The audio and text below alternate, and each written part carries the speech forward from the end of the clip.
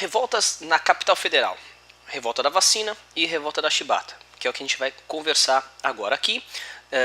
A gente tem uma foto de um bonde virado durante a revolta da vacina e aqui uma foto dos marinheiros que fizeram parte do levante de marinheiros conhecido como revolta da chibata. O Brasil passava, no começo do século XX, a chamada modernidade republicana, né? Mais especificamente a cidade do Rio de Janeiro, né? Governada aí pelo prefeito Pereira Passos, um engenheiro importante que vai trabalhar aí dentro dessa lógica da modernidade, que é o engenheiro Paulo Frantin, e um médico sanitarista, Oswaldo Cruz. São três personagens importantes aqui, né? Nós vamos ter uma reforma urbana e sanitária gigantesca na cidade do Rio de Janeiro, dentro dessa lógica da modernidade republicana. Okay? No que diz respeito à reforma urbana, nós temos o chamado bota abaixo. Né? A destruição de vários cortiços, né? O feio tinha que deixar de existir e o bonito tinha que aparecer. Então a cidade inteira vai ser reorganizada, reformada. Os calçadões, né, vai ser feito lá nas principais praias, né, ali na região do Aterro do Flamengo, na região do Porto. Diversas regiões do Rio de Janeiro vão passar por reformas gigantescas. Ok? E a destruição dos cortiços é uma consequência disso. Os cortiços, as grandes casas, né?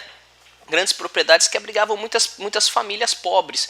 E essas pessoas foram desalojadas, né? E o resultado disso vai ser o crescimento das favelas e das periferias. Para onde que essas pessoas vão? Vão para os morros, vão para as favelas, vão para as periferias, né? Onde evidentemente vão sofrer todo tipo de exclusão e marginalização social. E também a gente nota uma marginalização urbana, né? Ou seja, a parte bonita não pertence aos pobres e sim pertence às oligarquias ricas. Ok?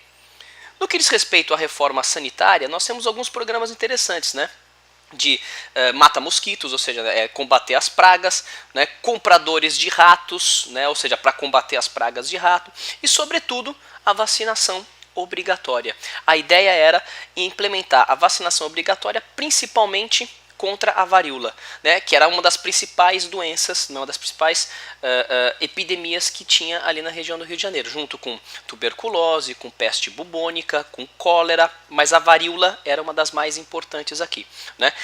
Isso tudo, né, vai servir como causa direta da revolta. Pensar em uma reorganização da cidade, né?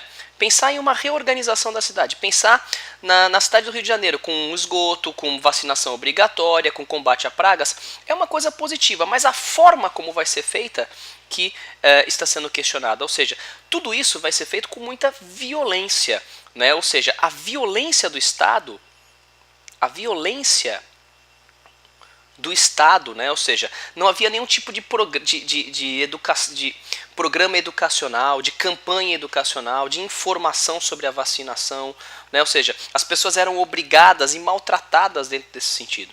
Portanto, a vacinação obrigatória foi a gota d'água de um longo processo de marginalização que acontecia na cidade do Rio de Janeiro. E aí veio a revolta da vacina. Coloco aqui duas gravuras muito comuns, né? Apareceram várias vezes em vários vestibulares, inclusive. Né? Aqui a gente tem o Oswaldo Cruz, né? Líder dessa brigada contra os chamados arruaceiros, por ele, né? Da revolta da vacina.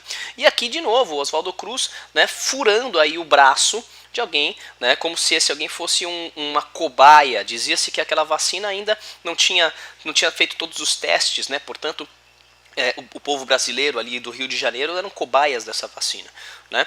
Essas charges evidentemente criticam, né, a vacinação obrigatória.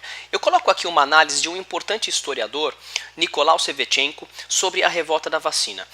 Leiam com mais cuidado depois dessa análise, né, mas eu vou passar rapidinho aqui para vocês. A revolta não visava o poder, não pretendia vencer, não podia ganhar nada, ou seja, era um movimento sem projeto, era uma revolta, né, ou seja, as populações carentes estavam revoltadas com o processo de marginalização e de maneira espontânea, né, pegarem armas contra o Estado. Ok? Olha só, mais para frente aqui, né? Nos ministérios e nas placas de sinalização, tudo que o constrange, o humilha, o subordina e reduz sua humanidade. Eis os seus alvos, eis a fonte de sua revolta, e o seu objetivo é sentir e expor, ainda que por um gesto radical, ainda que por uma só e única vez, a sua própria dignidade. Essa é a revolta da vacina, foram evidentemente massacrados pelo Estado. O outro movimento vai ser a revolta da chibata, né? Uma rebelião de marinheiros contra a disciplina dos castigos corporais, a chamada chibata, né? Contra as chibatadas. Né?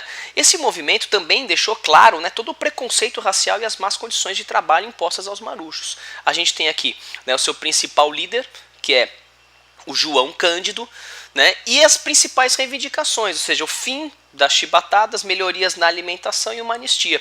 O que aconteceu? Liderados pelo João Cândido, os revoltosos tomaram os principais barcos de guerra, né, o coraçado São Paulo, o coraçado Minas Gerais, apontaram suas armas para a capital do Brasil e exigiram o fim das chibatadas, uma alimentação melhor.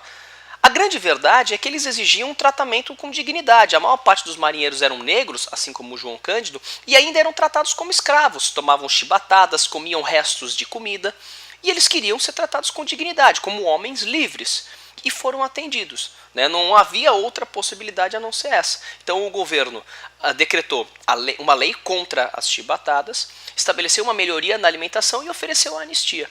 Mais para frente, acabaram sendo reprimidos com outras justificativas de um outro movimento. Mas, na verdade, o João Cândido ficou marcado, evidentemente, por ter sido o líder desse movimento. Né?